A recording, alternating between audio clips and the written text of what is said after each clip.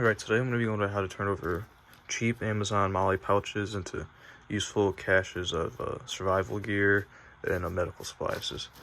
So this is my IFAC I'm using right now. I'm not going to go too much details on making IFACs because I want to make another video on that.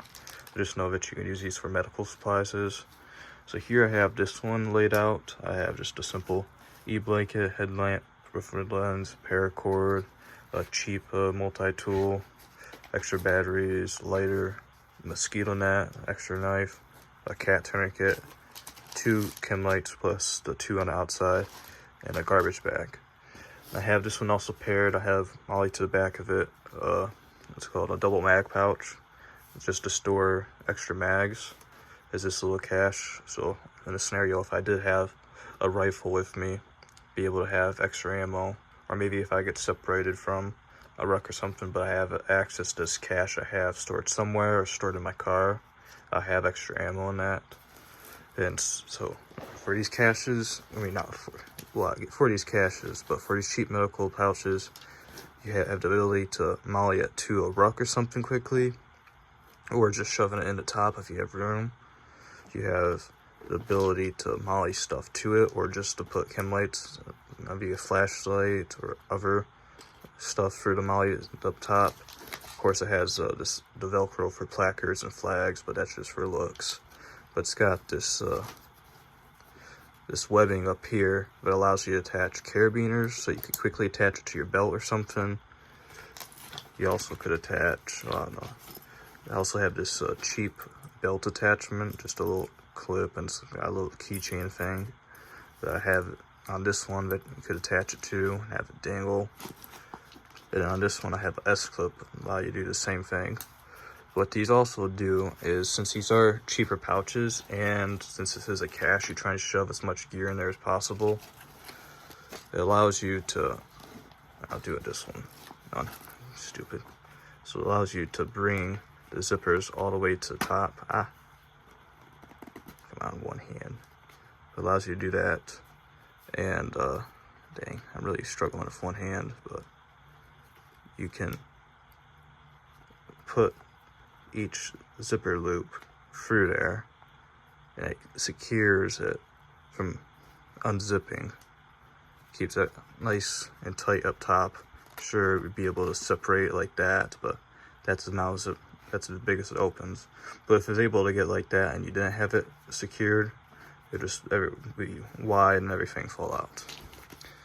Alright, so seeing this one, let's set this off to the side, and I'll open this one as I just secured it, so now I gotta unsecure it. Alright, so got it unsecured. This is the one I set aside for medical. So first things first, you have your tourniquet that's easily accessible out of this one. You have 550 paracord. You have electrical tape. I have e-bandage, compression bandage, whatever you want to call those. I have some Z compressed gauze, Z folded, and I have the e-blanket, a strap cutter, and yeah, and a lighter. So obviously it's not a very in-depth medical thing. It's not an IFAC. I definitely would not call it an IFAC, even though it has IFAC gear in it. It's only got enough medical supplies really for one limb. You know, one tourniquet, one limb, one compression bandage, one limb, and then there's gauze for stuffing the wound or packing the wound on the one limb.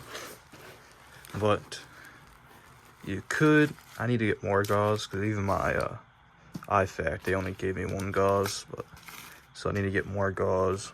But you could use a gauze in separate cases if you didn't have the serious wounds, and use electrical tape to bandage it up. 550 cords in some situations, probably best to save this for making splints and other stuff. You could make a, what's it called? Not a splint, but something to carry, to fold up your arm if you're injured there. Got just a simple strap cutter here. Nothing much. I don't know how useful this would be compared to a knife, but just have that with it. You know, lighters just always good to have. E-blanket, any loss of blood you would want to have yourself or whoever you're treating covered in an e-blanket to prevent shock and other things. And also just for hypothermia or if they're wet and cold, e-blankets are good. Chem lights, for signaling and marking. So that's as simple. There's more room in this one. I didn't show you, but it wasn't packed too incredibly big, especially if you remove stuff like a strap cutter and you really don't need these. But if you had other medical supplies and like maybe you wanted to add, forceps, some bandages, some ointment, hand sanitizer, stuff like that. Other stuff, there's plenty of room if you wanted to add that. And then this one was just random stuff, wasn't packed the fullest, but just other items that you could have a cache of. Obviously 550 cord. This one also has retainer bands on it, very useful. It's got the e-blanket again. It's got a flashlight in this one as well. So I got a compass. I got a small first aid kit. And then I got matches and a lighter for fire starting. I thought I had extra batteries in this one, but I guess I don't. Then chem lights, of course. And a small medical kit. I have just band-aids, wipes, and just different assortments of stuff. Not really too in-depth, but for small wounds it would be fine. Nothing anywhere near life-threatening.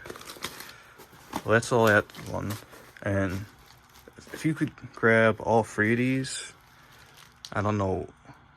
I mean, the situation would depend, but even just having one or two of these tucked away in your car that would be easily accessible. There's even one allows you to have a lot of gear backed away if you didn't have a bug out bag, whoever prepped and ready to go, or if you're out in town and you don't have your bug out bag in your car, having one of these in your glove box allows you to have, just the ability to store a bunch of useful survival, bug out, shits, fan, just a bunch of useful tools. Like I said, if you didn't have time to, if you quickly had to bail, having one of these in your glove box, underneath your seat, in between seats and the console, these are plenty small enough that you can fit that, and so you could quickly dip out of your car if you didn't have time to reach around. Maybe you had your bug out bag just a little bit too stuffed away in your car, and it was like an instant. It allows you to at least have something, so you're not just going with the clothes on your back in the woods. What else did I want to talk about? But even then, if you didn't need a bug out, it allows you to, if you had extra time, it allows you to grab extra supplies if you want to put these on top of your bags, or if you could even have these set prepped on top of your bags, like the medical one, have that used as kind of like a makeshift IFAC outside your bag. Could easily access a bunch of stuff. You can, obviously, they're cheap and not that durable, even though they are double stitched. And so they're not going to be quite as durable as quality pouches, so I wouldn't use it for things I'd use quality pouches for, but just using it as a cache, or maybe a quick, what's it called, attachment which you're not going to leave on your bag for a long time. You can also use something like this, that's cheap, that has this